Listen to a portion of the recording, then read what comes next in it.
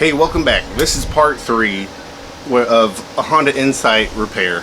So I found this Honda Insight I didn't find it. It was at a friend's house. I bought it from him. And it had sat for over 5 years. In the first episode, it's getting this barn find home, where you do some simple diagnostics, jump start it, put a couple tires on, and I drive it to my driveway. And then in part 2, diving into the battery. And it's a long episode, but the conclusion of that episode is 7 sticks were installed backwards by a mechanic who did such bad work that he led to the car getting parked for all those years. So now here in episode 3, where we currently are at, is I did 3 grid charge cycles in the car, removed the battery, found the bad sticks, reversed them, and I've done 3 more grid charges on the bench. I have also ordered 20 sticks of untested used nickel metal hydride cells or sticks from Bumblebee Battery, and those are in the mail, I assume. They're not here yet.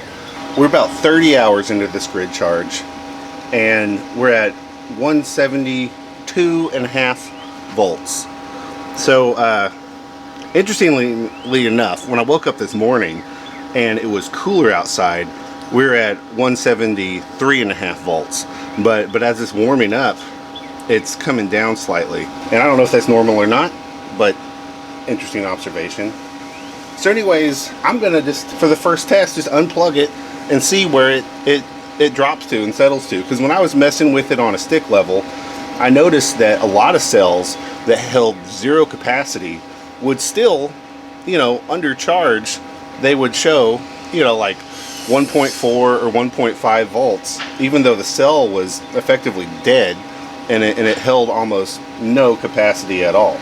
So I imagine these voltages don't say anything about the actual condition of cell level and stick level battery health, because it appears that those cells they can act effectively as a voltage placeholder, and under charge they'll just show what they're supposed to.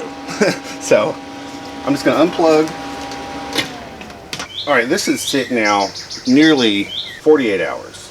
So, I mean, we're just 45 minutes short. But let's just take an overall voltage real quick. So we're down to 150 volts. So we've lost, oh Lord, like 23 volts in 2 days of sitting. So that's a number that can tell you something. I mean, we already know there's a lot of cells in here that didn't look like they were coming back to life before I started the second round of grid charging. But let's just do some math real quick.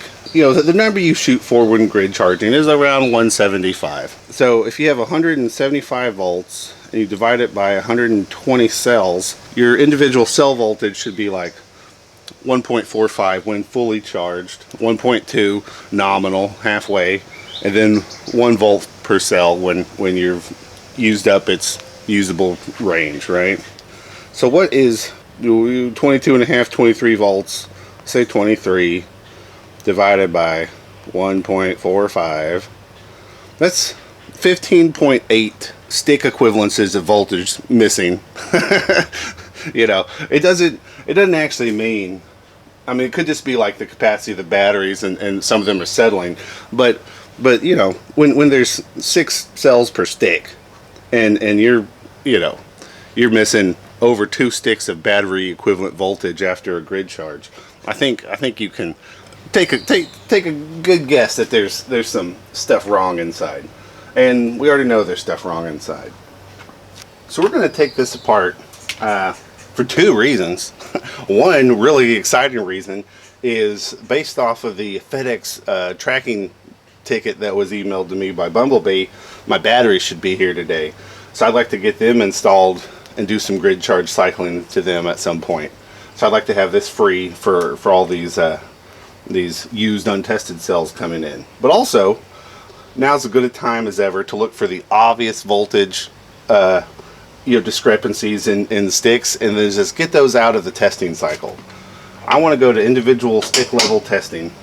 Alright, so more or less both sides of the pack now look like this, where you can test each stick individually.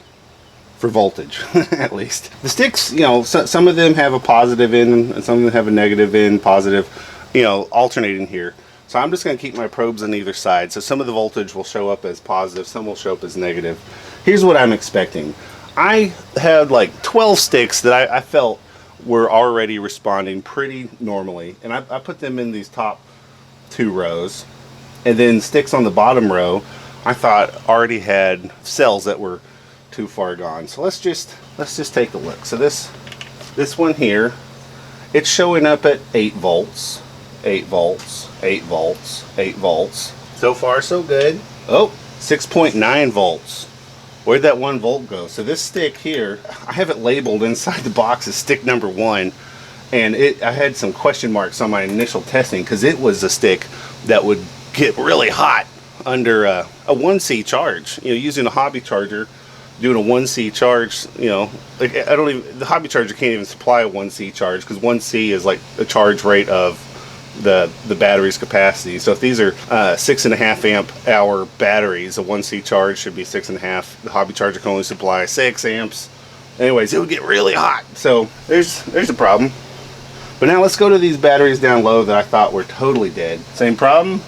That's down a volt. Ooh, that one's showing normal voltage. That one's showing normal voltage. See, some of these might have come back to some degree. That one's showing low. So you get the idea. There are going to be some obvious outliers that just won't make the cut to the capacity testing. So I'm going to take this apart and I'm just going to remove from my testing cycle any of them that are a bit off. Right off the bat, we have like, what, 2 or 3 questionable ones. And then 5 hell no's. Let's just make them go away. Okay, so let's see what other quick voltmeter tests we can do. So this one, I seem to be of the mind that I'm happy with it. With no load real quick, let's just look for cell consistency. I'm going to start on the square end and I'm going to pierce through the plastic. We're just going to see. So 1.32. I'm going cell by cell here. This piercing through the insulation. 1.35, 1.35, 1.35, sometimes 1.36. Get a good contact, 1.35. So let's double check that first one since that was looking low. 1.32. But yeah, so there's more or less a good cell by, you know, good stick minus that 1 cell is different than the rest. Yeah, so you know, this first cell on my stick I have labeled number 2.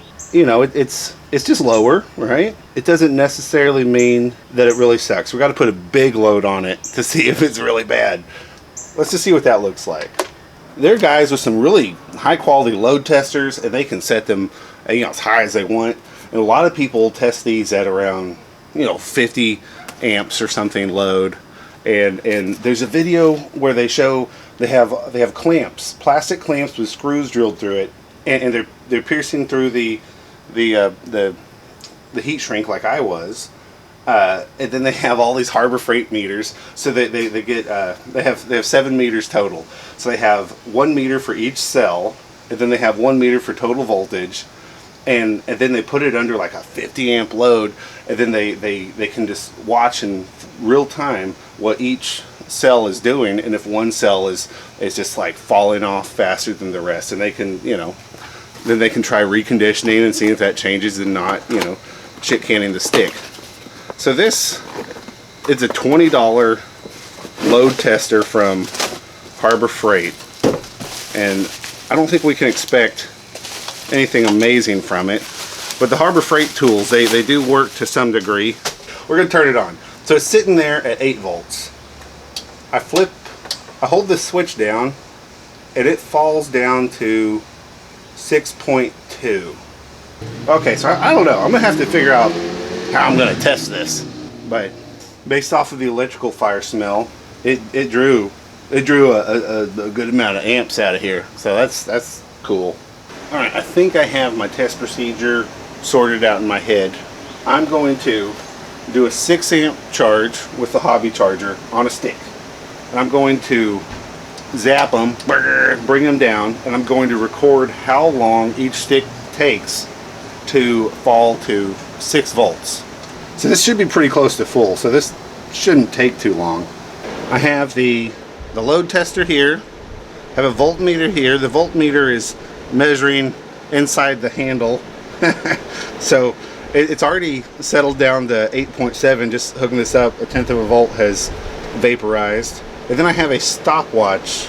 So I'm going to hold this down, start the stopwatch, and watch this and see how low it goes. No, I'm going to see how long it takes to get to 6 volts. That's what I'm doing. So I got my button. So I'm going to hit start and this button about the same time. So I'm starting. Voltages are dropping. Alright, so we're down into the bulk of the battery. 24 seconds. Well, you know what? Wonder what metric I do need. I could just do the after a minute. Now let's just see. I'm gonna set this down for a bit. How hot are these batteries? They're not on fire yet, but they're still pretty warm. So we're at a minute. Look at that, boom. And we're at 6.75. This thing is glowing red hot now. Very hot inside this load tester. I don't know how far I actually want to push this. This is lasting a lot longer than I had anticipated. I thought it would collapse on me. Okay, so I'm gonna go for a minute and a half. At a minute and a half, we're at 6.67. Okay. And then instantly it bounced back up. This thing is dangerously hot. I should probably hang it. I mean, this is concerning because I've already rejected 5, and then 2 more of these I don't like the way they're looking, so that's 7. There's 2 more that their voltages fell even more. That's 9. And we've only tested 6 sticks. So I'm going to be relying pretty heavily, if I've already, you know, somewhat soft rejected up to 9 sticks and I'm not done testing the original batteries. I'm going to be relying heavily on those Bumblebee used untested sticks to come through. Oh my god, this cell's going to be another bad one. Look, it dropped down to 4.8 and the test just started. One observation is I started using the load tester on number 6 and its first cell, which on my data sheet was a little bit low, it just got hot as hell. And I was like, oh my god, what's going on? 5 of the cells, I mean, are way up here at 1.27, and one of them is just real low, and it collapses under, so it's at 1 volt, right? And it collapses when I put the charger on it, and it even goes negative. So you're not safe from a reverse polarity, even with a single stick.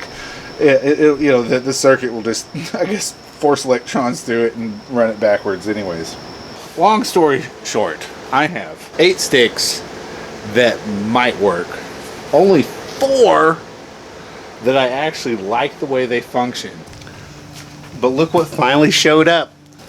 Let's open this up, see what we get. I have high hopes, higher than I should, that these cells came out of a very responsible person's car who just so happened to, as soon as the IMA light comes on, they send it off to Bumblebee and have it replaced. When you buy these batteries, they say, are you the gambling type? You feeling lucky? On their website or some version of that. So it's a box in a box. Let's just get this box out of that box. Oh, it's a heavy box. A little more paper. And now we're down to the cells. Huh.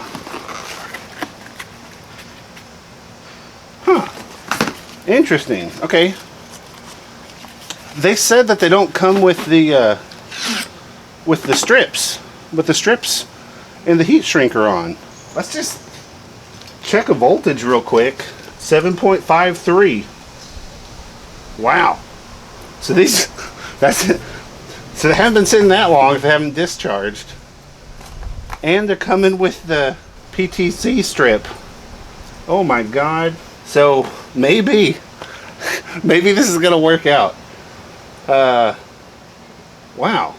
I'm going to put a number on every stick, check its voltage, write it down, and I made a little graph here. I was even going to write down cell voltages, but I might do that later. Let's start with labeling each stick. I'm going to label them from 21 to 40 since I already have 1 through 20 labeled. although most of them are bad, so they're not going to be any good. I still think I only have 4 that are useful. Okay, so I am shocked by how good these batteries are. So one more time, you know, I got the box of untested used core sticks out of a 2006 Honda Insight for $199 plus $55 shipping, $254 from Bumblebee Batteries LLC out of Oregon. So there's all the information. And so I did the initial voltage on all of them, and there was 3. So for this first test, what I'm considering, if it rounds down to 6, we should look at it, and if there's trouble. If it's around 7.5, they're totally fine. And if it's somewhere around 7, you know, we need to see if they charge. All right, that was this thing finishing charging. This is one of the 4 good sticks that I found out of my original pack. Again, the way I've been counting these cells is the negative side has a hexagonal thing, and the positive has a square. So cell 1 in my mind is the closest to the negative. So 1, 2, 3, 4, 5, 6. But I'm gonna start with cell number 6 is 0.691. Let me wiggle around and make sure I got good contact. Yeah, that's not changing. And this cell is 1.178. 1.178. I'm gonna do that all the way through. Okay, so the conclusion is that cell 2 and cell 6 are both a little bit spookily below these 2. These are outlier numbers. You know, testing the cell, figuring out what's what. I have yet to see an example messing with all these other cells that I have brought anything back from the dead. You know, I've cycled my old ones a bunch, this and that. I just had not seen an actual recovery happen.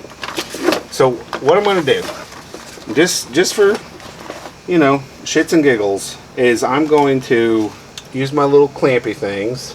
I'm going to hop into cell 2, just like that. I'm going to hook up the... I found the screw gets hot if you clip to the threads, and the screw can actually take 6 amps without getting hot if you clip onto the head real good. I just have a nickel metal hydride charge current of 6 amps, and I have no safeties on. The timer is turned off, and the max amperage is turned off. So we're just going to go for it. I think it's a good sign that the voltage is staying low. It's like it wants to charge up. So we're at 6 amps, and the voltage isn't skyrocketing up. It is at 0.9. So it is a discharge cell for sure. Well, I say for sure. Whoops, now it just popped up to 1.3. Let's see if that's accurate. Tap into it, see what it's actually doing. So it's holding the current, or the voltage, around 1.156. And it shows 1.3 on there. So we'll just have to see. Anyways, I'm going to turn this back on for cooling. Alright, it's been quite some time. 85 minutes. The cell is just barely warm, which I think is a good sign. All my old stuff, even the ones that are like quote good, they get hot as hell compared to what this is doing. This one should start to get warmer and warmer and warmer, and right when they reach the temperature where you start to worry, uh-oh, I think that cell might be getting too hot, then the charger finishes. If it's a good cell, like this is what it does. It says that it's put in 8,000 milliamps, and that the battery voltage is up to 1.41. The way these work is they flow what you set it at for a while, then it cuts it off and it sees where the battery sags to, and then it starts charging again and it sees where it sags to, and at a certain point I guess it only sags so much, and then it's like, all right, that's good and charged. So I'm gonna let it do this until it turns itself off, and then I'm going to do this other cell which was low until it turns itself off, and then I'm going to come back later, and then I'm going to, you know, measure and see if those cells are still way up there, like, you know, 1.4, 1.45 maybe, I don't know, and Because just what I've noticed with all my other cells is a lot of cells will take a charge, but they'll self-discharge hard overnight. You know, if they're bad, it's not waiting weeks. It's waiting like, you know, hours, and then it's just like boom, it's almost depleted again. So the goal with used batteries isn't to have a new battery, it's to have a battery that's good enough that you don't have to grid charge too often to keep the IMA light off, right? So when you have a cell way lower than the rest, even if it charges up and it charges fine, something's wrong with it, you know. And it could vary from maybe it just took 2 or 3 years of use in the car of how many, you know, countless thousands of you know, assist where it's discharging and regen where it's charging, you know, oscillations back and forth, for it to just slowly drift down. I have no idea how long this cell sat or how far off it was from the others before it sat. And did the IMA light come on like a week before someone needed a registration sticker? Did it come on the day after they got a registration sticker? You know, did this pack have a grid charger on it for a while before they bought a new one? You know, I have no idea about the history of this thing. But maybe, just maybe these cells got removed from a battery 6 months ago. Maybe they sat in a warehouse waiting for someone like me to buy them that entire time, and their little self-discharge rate brought them down to that level. You know, since none of the batteries are above a nominal charge, this one, its cells that you know, are good in my opinion, you know, they were 1/10 of a volt lower than what a nominal charge is. So, you know, sort of, maybe you know, 1/2 of a 1/10, a 20th of a volt below nominal. And then these were just a little bit worse than those. So from sitting, maybe once these cells reach 1 volt where they're depleted, then maybe they have a really precipitous decline from their self-discharge rate because there's no capacity left to discharge. You know what I'm saying? So that's why I think it's worth the effort, because, you know, maybe this cell, despite being found at 0.6 volts, is actually in way better shape than one of my good cells that came out of my original battery pack. Because look at this, it has a sticker on it that says hybrid revolt. And so what that means is that this was a battery recovered from a used pack that was then sold as a good battery to go into another pack to be used again. So this battery, you know, despite having all of its cells, you know, hold a decent charge, is, you know, what, 2, 3? I mean, it had a grid charger on it, 4 times more cycles on it than say this one probably has. So the capacity of this might be worse than having a questionable battery that's much younger, if it chooses to hold a charge. Another question is, you know, I'm sure, you know, Panasonic, when they make these cells, state-of-the-art technology and really good quality control, because these cells are pretty incredible. You know, earlier when I was like load testing with my little Harbor Freight load tester, it was you know, a bad cell was ready to just smoke that thing. The load tester can't handle depleting a bad stick. I mean, so even when those cells are new, how like identical are they in their ability to you know, capacity and to come up together as a pack? You know, when you have 120 in series, you know, even brand new, I doubt that they are like chemically identical with identical you know, charge and discharge cycles. You know, they're probably very close, but they're I could imagine them being identical. And then once they're used, you're like, no way that they're going to function identically all the time. So maybe, this is my hope, maybe all these things will just come back to life, hold the charge good enough, and maybe I will get hundreds or 1,000 assist regen cycles before I need to grid charge and try to top balance all of them again. but fingers crossed. Okay, so I got a lot of useful information.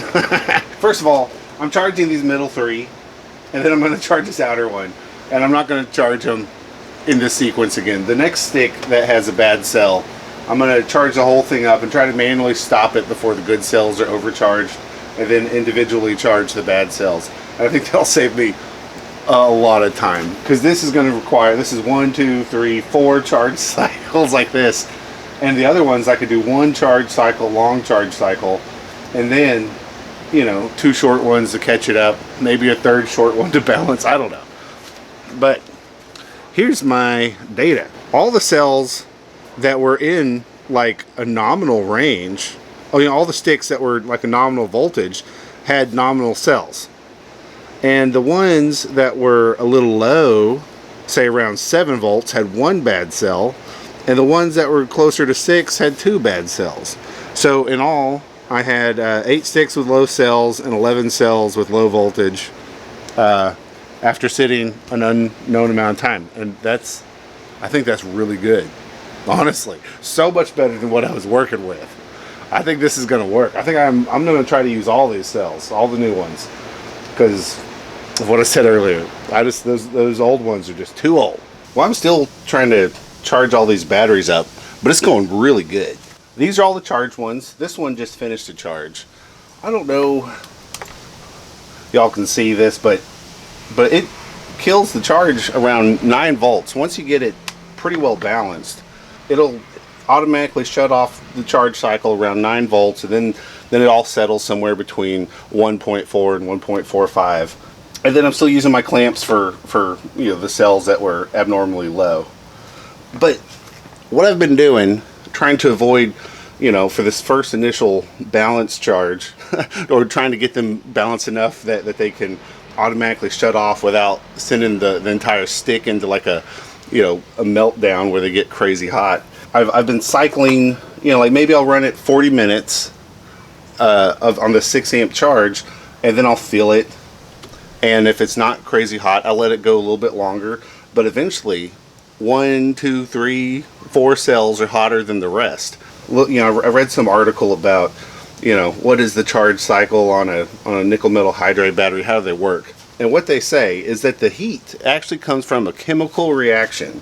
So as soon as the cell gets charged, well, not as soon, but as soon as the cell gets close to charged, it starts making little hydrogen bubbles. In a modern cell, which I assume these are, they say they have a catalyst in there which will reabsorb that hydrogen molecule and stick it back into the electrolyte. And it's the heat comes from the chemical reaction of that happening. And so sure enough, every time I find a cell that's a little warm, I go back to my chart and I you know, compare it to its starting voltage, and the first cell to get hot is always the one that had more charge in it, that had a higher voltage to begin with. This seems like it's working perfectly. I mean, this seems like that is exactly what you want to see, you know, because some of these are pretty far off. So like cell number 37, and one of the cells is you know 1.156, you know, 3 of them are 1.258. So these 3, you know, will get hotter before these 2 get hotter, and way before this one gets hot.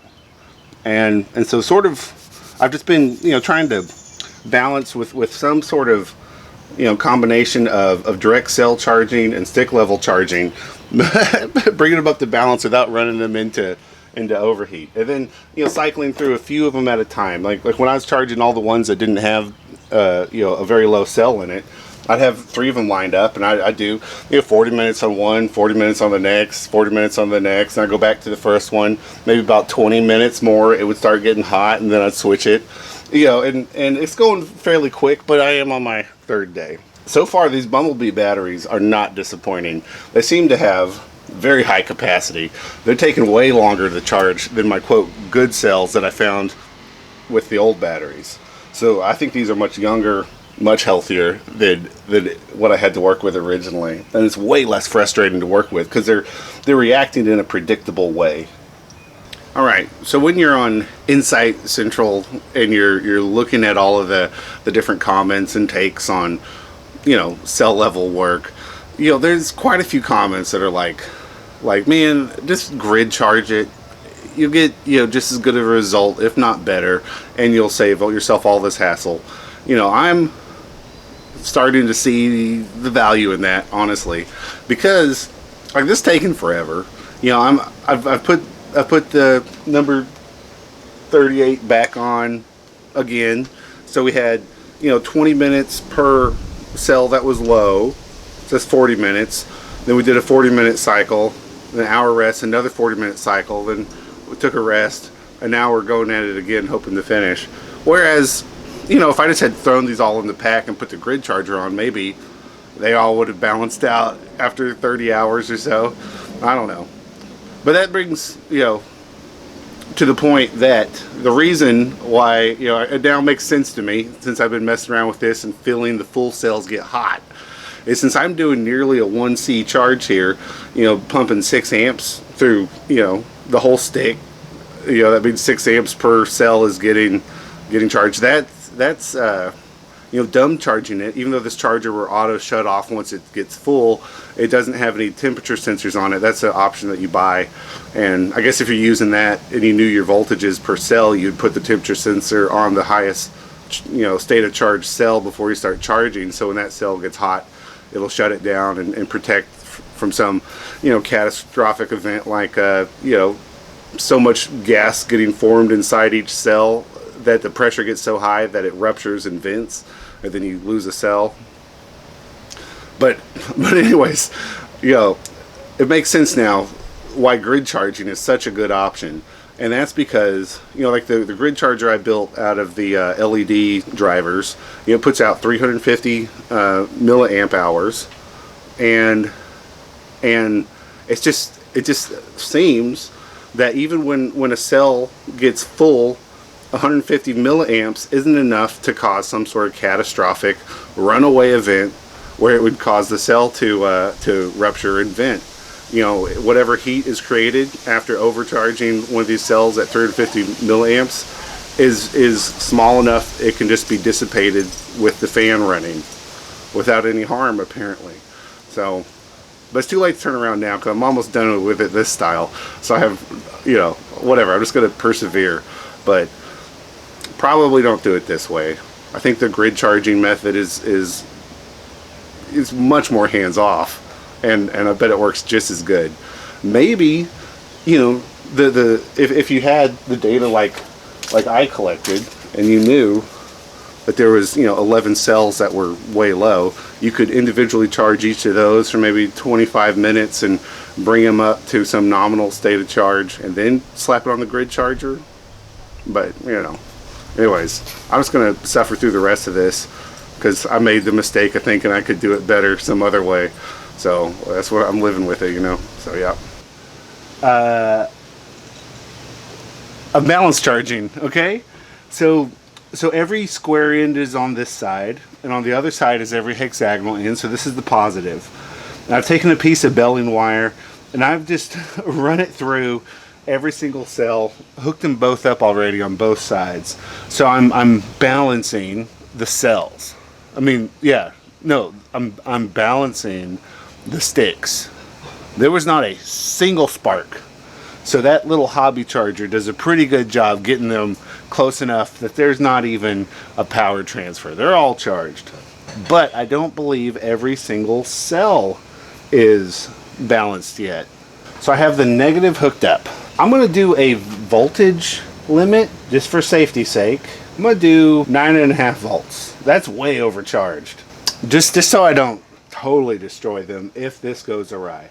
But what I have to figure out is what, so basically what this pack is it is a, you know, wired up in this configuration with the belling wire. It is a 6 in series with 20 of those 6 series in parallel. So that means the capacity of this battery in this setup is now 6,500 milliamps times 20. I guess we could figure that out. So it's a 130,000 milliamp hour battery in this configuration.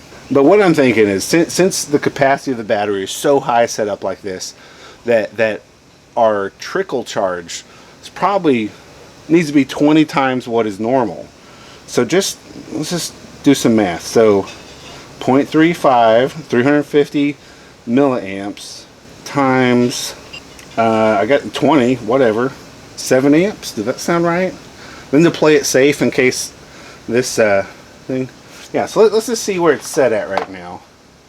If I hook this up, we're flowing 1 amp. I'm going to bump that up to, oh, 5. That'll be a very gentle trickle charge on a battery pack this big.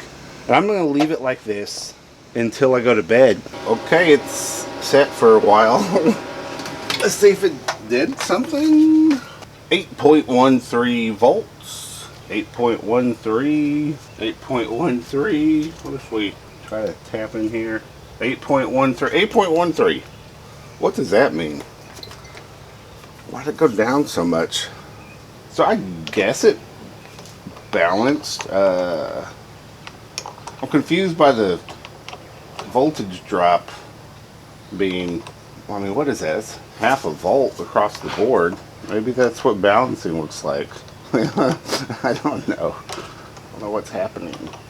Alright, so I'm just going to assemble this, okay? I haven't load tested anything. Clueless about that. I'm just, you know, I have faith. But I'm going to assemble it in a certain way. I want to make sure that I don't have two cells side by side that have these low voltages in them. I want to try to spread those out, partner each one of these that I marked with yellow with one that doesn't have any marks in pairs according to how the BCM measures tap voltage. So if you Google Honda Insight tap voltage, you come up with a chart like this. And so this shows you all the pairs. This is looking at it from the back side. And it's got all the good data here. It shows you where the thermistors are connected. And I think it even shows you PTC strips get tapped into. So anyways, you know, this is looking at it from the other side. The blank spot is right here. So imagine. Okay, so what we have is this is a pair, this is a pair, this is a pair, this is a pair of batteries. And so I have 24, 25, and 27. So if this is a pair, this is a pair, this is a pair. So that's not bad. That gets two similar. So every other 34. Now 34 has one. So I'm going to go ahead and swap out 22 and 27. And that'll get me my desired result. And as we move along, this is a pair. So these numbers are 28, 29. Those are both good. 30, 31. Those are both good. 32, 33. Wait, pair. Yeah, but you get the idea. So 33 is a bad one, but it's paired off. And we have a lot of good ones in the middle, just naturally. I kind of like that. So 34 is paired with 22. 40 and 39, that's good. 37, 38. Okay, let me swap these two around. Okay, so that's it. So now I don't have two that showed low voltages paired together. And now I'm going to switch the polarities around to match this board. So I need a hexagonal square. I'm just going to follow it that way. Alright, so now I have the pattern of positive, negative, positive, negative, positive, negative, positive, all the way through. I'm going to use this chart to tell me which ones to hold out. So this chart has therm for the thermistors. So these two have thermistors, and then the fourth one in the middle has a thermistor. So I can install those just fine, and then this bottom one has a thermistor. So that means I can go ahead and shove into place all these other ones, and then I need to attach the thermistors to these four. Okay, for the thermistors, I really wish I had bought some heat shrink, but I'm going to compensate. I went out and I bought some beautiful orange electrical tape. But the big problem is one of the thermistors is totally smashed. It's just bare wires, where all the other ones have like a little bulb looking thing. So I'm not going to install the smashed one. I'm going to keep it out of the pack, and that way if I need to spoof it with, I don't know, a resistor, I think is how they do it, I can figure that out. This first one, it's going to be something like that. I'll just do it how I kind of remember them being. I'm going to go on top, you know, about 4 or so inches in, but not past this little, oh, can't see anything I'm doing, whatever. Hold it in place on the top with some Scotch tape first. I'll put some more. I mean, this certainly looked like they were using Scotch tape. I'm going to wrap it.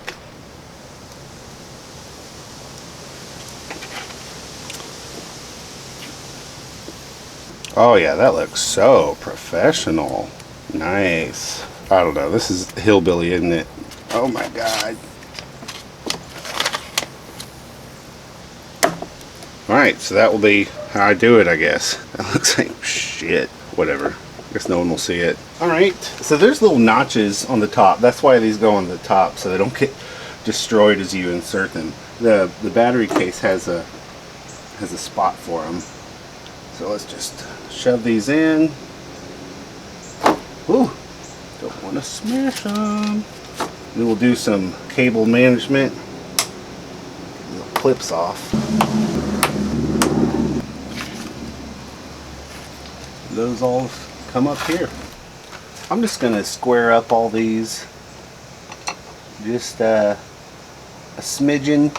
Alright, so this plate, the bus board, or the bus bar plate, is going to go over all this, but mine, I'm not going to install the bolts on the corners because they were all stripped out and messed up. So I'm just going to be relying on, I guess, something else to keep them in order. So this is the tap wires right here, this part. Let's just see if I can get on or not. So I'm trying to get the PTC tabs through. That's going to be just a little tricky. I do believe I got it. Just push these in there. Yeah, nice. All right, so some of these use spacers, and the spacers have these big, giant honking things.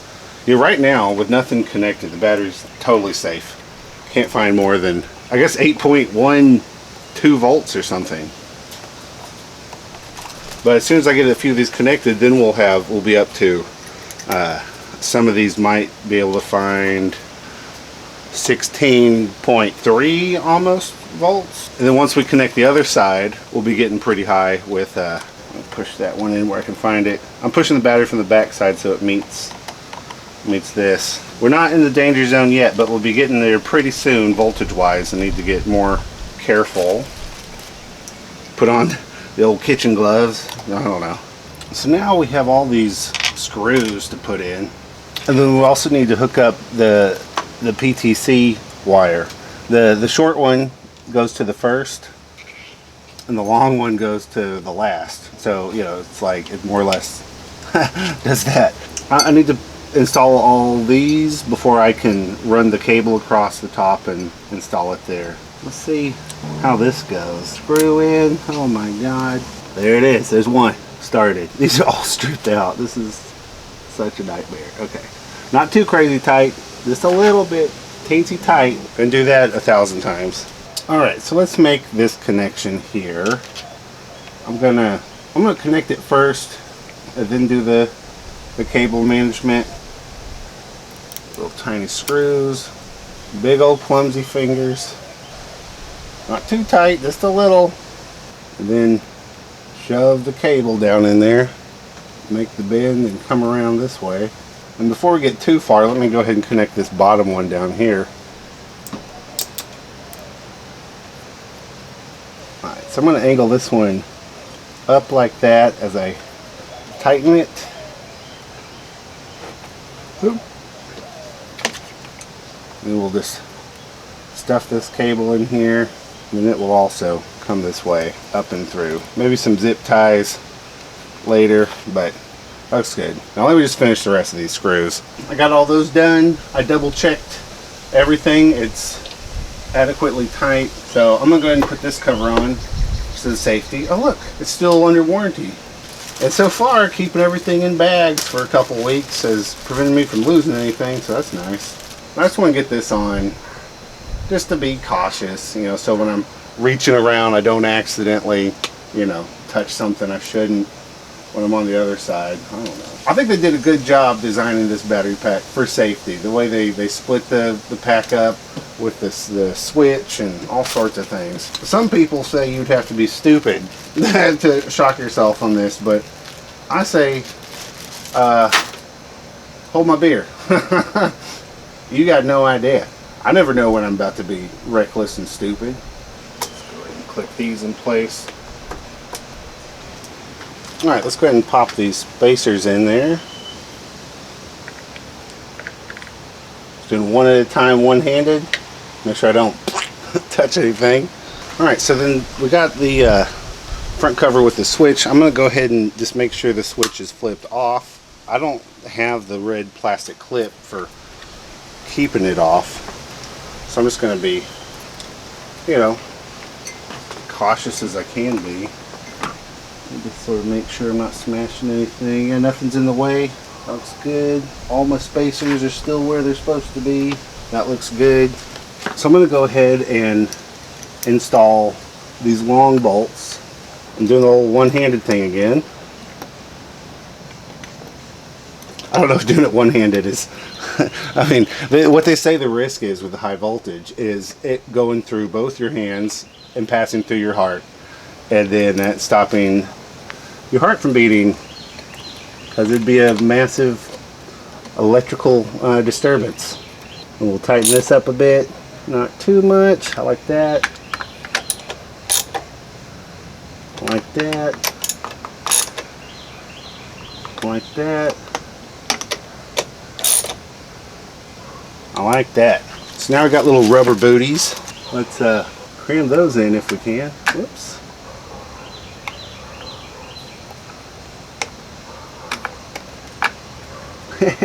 Not as easy as it looks. But there's 4 of these. So these are, you know, 2 of the, what, 6 that hold this on. And one of them is shorter. And so I think I remember in the car taking off something and it had one that was longer. So I'm going to go recover a longer one just to get the right bolts where they go. Because somebody... who, you know, the shop that worked on this before, they were mixing and matching things. So just for curiosity's sake, there shouldn't be any power here, even with it turned on, because to me it looks like the computer controls when it activates the actual power. But through my grid charge section, I should be able to see, and we're at 161.8. I guess that's good to go. Alright, well I'm just going to drop her on in. Thingies, check. Ooh, battery, check. Ooh.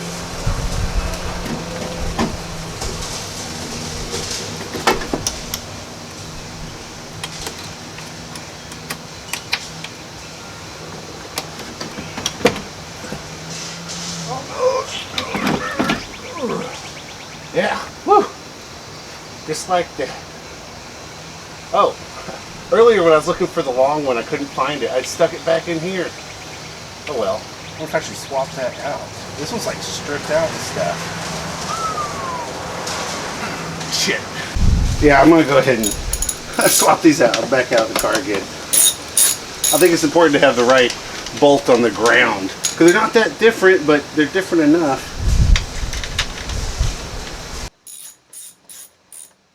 Now, ooh, back in the car. Oh, shit.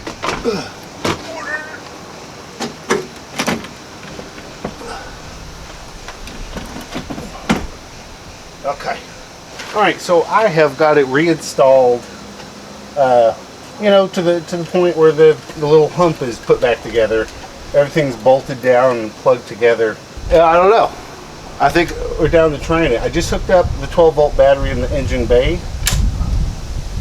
There's that. We're just gonna go for it. No guarantees, because I have never seen the system work. I bought it broke. Some big loud clicks. Oh wait, clutch. We got an IMA Start and a charge light. Oh my God. All right, so we got the fan blowing. Shit seems happy. Oh, good. There's nothing showing up on the IMA battery, but it indicates a little bit of charge happening. I don't know when that decides if your battery's charged or not. Should I just let it idle for a while? It just showed up. It decided there's 1 bar of charge on the battery, so it's charging it. Okay. I think things are working. Wonder why the battery's dead. Did I do something wrong? Yeah, probably. So it's I guess it was testing the battery, because it's starting to register it. The charge went off and the battery bars popped up. I think it likes it. It likes it. Oh, goody. Goody. Okay, what's that mean? Well, $200 of Bumblebee batteries was all this car needed, apparently. I haven't drove it yet. That comes later, because it's still illegal, right? I need to get the registration, the inspection, need to drive it enough to set some codes, if there are any, you know, so it'll pass. I might go for a temporary registration while I continue to work on the car. We'll just have to see. But that comes in a different episode. You know, this concludes part 3 of bringing this Honda Insight back to life. Hope that was mildly interesting to somebody. I'm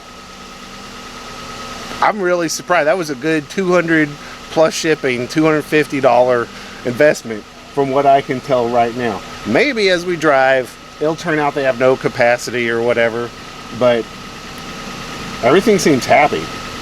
That makes me happy. All right, catch y'all next time. Bye.